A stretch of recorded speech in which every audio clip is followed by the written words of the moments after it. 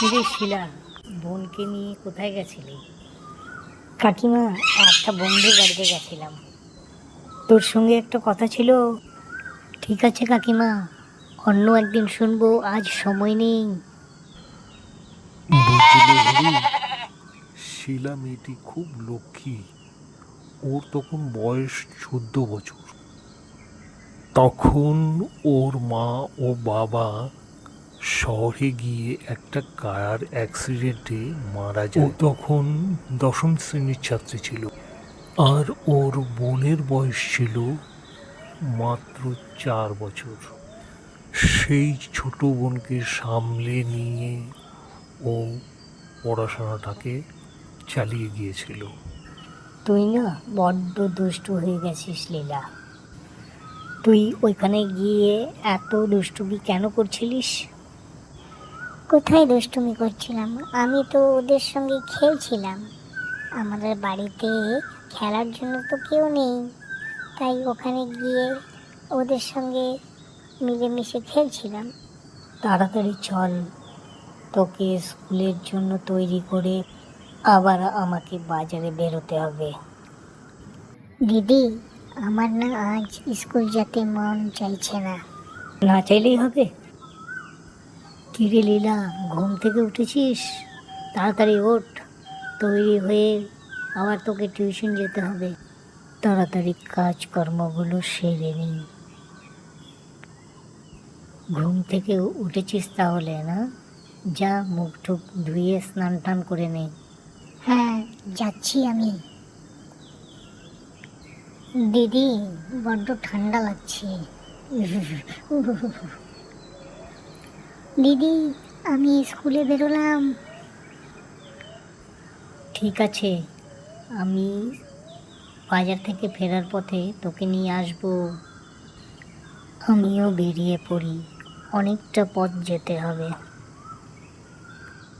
আমাদের গ্রামে যদি একটা বাজার থাকতো, আমাদের এত কষ্ট করে অত দূরে যেতে হতো না। কি রামু কাকা, মাঠে যাচ্ছ বুঝি? হ্যাঁ শিলা, আজ বড্ড দেরি হয়ে গেল রে।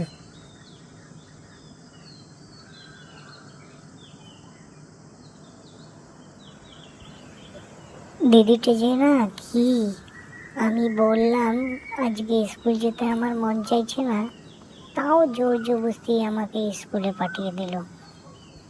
দিদি বলেছে যে আজ বাজার থেকে ফেরার পথে আমায় সঙ্গে করে নিয়ে আসবে। এই চুটকি দাদা, আমিও তোর সঙ্গে যাব। না, আমি তোর সঙ্গে যাব না, তুই আমাকে রাগিয়ে দিস। ঠিক আছে, আমি তোকে আর রাগাবো না, এখন থেকে তোকে লীলা বলেই ডাকবো। তা তুই এত দৌড়চ্ছিলি কেন? আমি ভেবেছিলাম স্কুলের বুঝি অনেক দেরি হয়ে গেল, কটা বাজে দেখিনি তো, তাই। রাজু, তুই না আর আমায় ছুটকি বলে ডাকবি না, বুঝলি?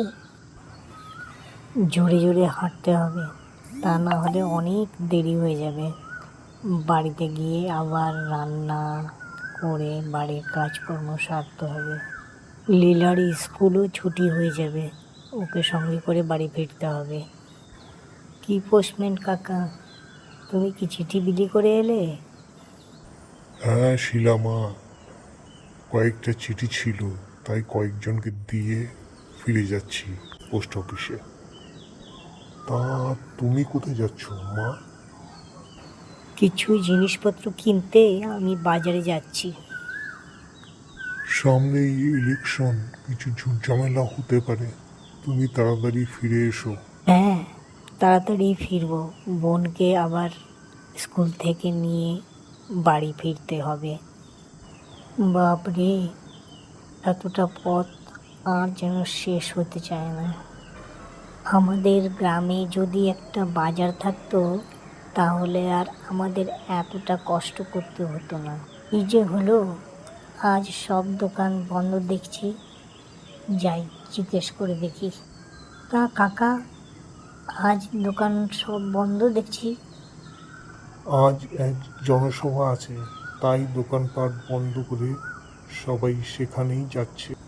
কি মুশকিল, এতটা পথ হেঁটে আসার পর এসে দেখি দোকানপাটেই সব বন্ধ।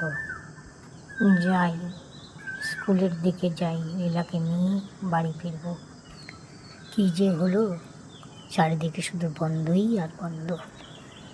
কি কাকা, তুমি কি মাঠ থেকে ফিরে যাচ্ছ? হ্যাঁ, পাশের গ্রামে একটা জনসভা রয়েছে, সেখানেই যাব। জানিস লীলা, আজ বাজারে গিয়ে দেখি পুরো বাজার বন্ধ, একটাও দোকান খোলা নেই। লীলা, তোর বই কি হলো? বইগুলো কোথায়? দিদি, আমি ওগুলো রাজুর হাতে পাঠিয়ে দিয়েছি। ও বলেছে সন্ধ্যাবেলা গিয়ে আমায় দিয়ে আসবে।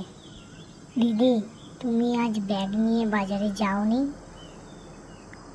ব্যাগটা আমি একজনকে দিয়ে এসেছি, ও কাল বাজার করে আমায় দিয়ে যাবে। আমার আর কাল বাজার যেতে হবে না, বুঝ